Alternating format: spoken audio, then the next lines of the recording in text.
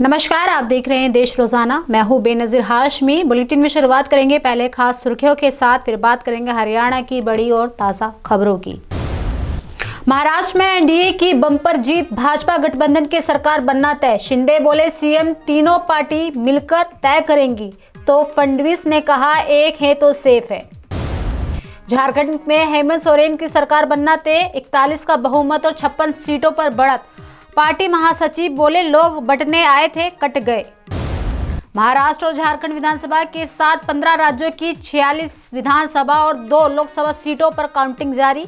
वायनाड लोकसभा से प्रियंका गांधी 4 लाख से ज्यादा वोटों से आगे।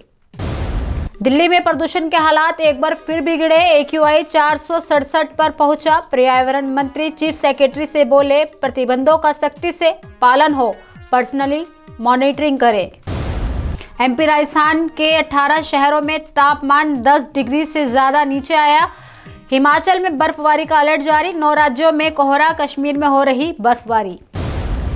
आंध्र प्रदेश के मुख्यमंत्री चंद्रबाबू नायडू ने अडानी रिश्वत मामले पर दी प्रतिक्रिया। नायडू ने कहा विधानसभा में कि अडानी रिश्वत मामले से आंध्र प्रदेश बदनाम हुआ है। महाराष्ट्र चुनाव के नतीजों पर संजय राउत ने दिया बड़ा बयान, कहा ये जनता का फैसला नहीं, कुछ तो गड़बड़ है। बात करें इस हफ्ते के सोने चांदी के भाव की, तो सोने चांदी में रही तेजी। सोना 4048 रुपये महंगा होकर 77,787 रुपये पर पहुंचा, तो वहीं चांदी 90,850 रुपये प्रति किलो बिक रही। ये थे दिन भर की ताज़ा सुर्खियां। अब बात करते हैं हरियाणा की बड़ी और खास खबरों की। हरियाणा में बीजेपी के नए सियासी दाव ने पॉलिटिकल एक्सपर्ट को चौंका दिया है। दरअसल अब तक गैर जाट पॉलिटिक्स कर रही भाजपा अब जाटों के बीच भी पैठ बनने में जुट गई है। आपको बता दें कि इसका संकेत इस बात से मिला है कि सीएम नायब सैनी महीने में दूसरी बार जाट समाज के कार्यक्रम में हिस्सा लेने जा रहे हैं। वह हिसार के जाट शिक्षण संस्थान के शताब्दी समारोह में हिस्सा लेंगे। खास बात यह है कि नायब सैनी हरियाणा के तीसरे मुख्यमंत्री होंगे जो इस संस्थान के कार्यक्रम में बतौर चीफ गेस्ट शिरकत करेंगे। इससे पहले चौधरी भजन लाल और ओम प्रकाश चौटाला बतौर सीएम जाट शिक्षण संस्थान के कार्यक्रम में शिरकत ले चुके हैं। 2003 में ओपी चौटाला के बाद 21 साल में कोई मुख्यमंत्री इस कार्यक्रम में हिस्सा लेगा। सैनी से पहले मनोहर लाल खट्टर भी 2 बार सीएम रहे, लेकिन इस संस्थान के कार्यक्रम में वे नजर नहीं आए। हालांकि उनकी सेकेंड टर्म की सरकार में डिप्टी सीएम रहते हुए दुष्यंत चौटाला जरूर कार्यक्रम में पहुंचे थे। गुरुग्राम में उद्योग मंत्री राव नरवीर सिंह ने शुक्रवार को विभिन्न गांवों का दौरा कर लोगों से संवाद किया। उन्होंने लोगों की समस्याएं सुनी और मौके पर उपस्थित अधिकारियों से तत्काल प्रभाव से कार्रवाई करने को भी कहा।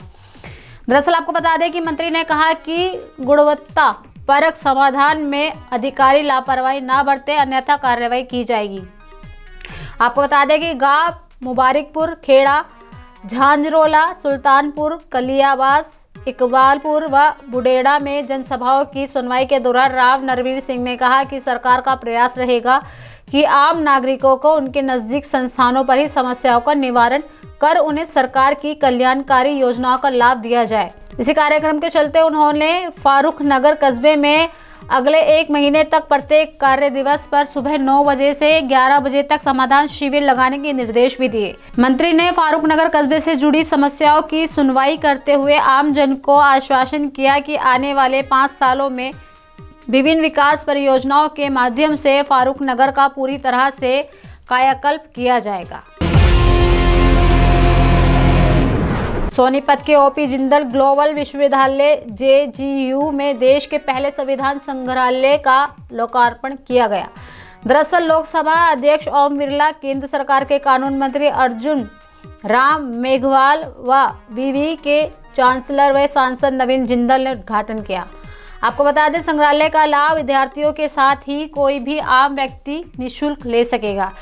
JGU में बनकर तैयार हुए संविधान संग्रहालय में कृत्रिम मेगा तकनीक का अनूठा कमाल किया गया। बताते चले कि संविधान संग्रहालय पूरी तरह से डिजिटल बनाया गया है। इसमें देश के संविधान से संबंधी महान प्रतीक स्थापित किए गए हैं। ये प्रतीक उम्दा कलाकारों, शिक्षाविदों व विशेषज्ञों ने बनाए हैं। इससे भी बड़ी बात यह है कि संविधान निर्मात्री सभा के सभी 300 सदस्यों के जीवन के संबंध में पूरा परिचय व योगदान के बारे में जानकारी उपलब्ध कराई गई है। हरियाणा के कई जिलों में तेजी से रात ठंडी होने के साथ ही हवा फिर से खराब होने लगी है। आपको बता दें, हवा का एयर क्वालिटी इंडेक्स खराब होने के साथ ही 7 शहर ज़्यादा खराब श्रेणी में पहुंच गए हैं, जबकि 14 शहरों की हवा स्तर खराब श्रेणी में है। दूसरी तरफ रातें ठंडी होने लगी हैं। बात करें हिसार का तापमान 8 डिग्री तक पहुंच गया है। साथ ही मौसम वैज्ञानिकों ने शनिवार से उत्तर पूर्वी हवाएं चलने के साथ बदलवाई होने की संभावना भी व्यक्त की है। प्रदेश में 2 दिन मौसम साफ होने के बाद शुक्रवार को काफ़ी शहरों में स्मॉग छाया मिला।